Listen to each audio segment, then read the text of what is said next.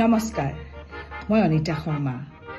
Bharat Ratna doctor Bhupen হাজৰিকাৰ জন্ম শতবাৰ্ষিকী উপলক্ষে অহা ৭ ছেপ্টেম্বৰ তাৰিখে ভূপেন হাজৰিকা সাংস্কৃতিক ন্যাস আৰু পূৰ্বোত্তৰ প্ৰাদেশিক মাৰোৱাৰী যুৱ মঞ্চই যুটীয়াভাৱে অনুষ্ঠিত কৰিছে এলানি চাইকেল ৰেলী।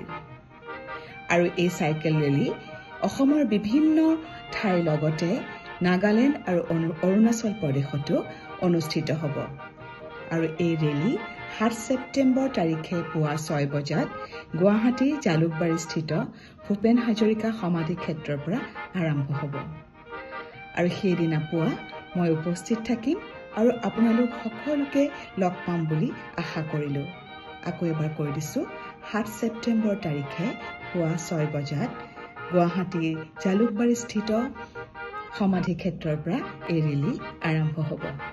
ধন্যবাদ।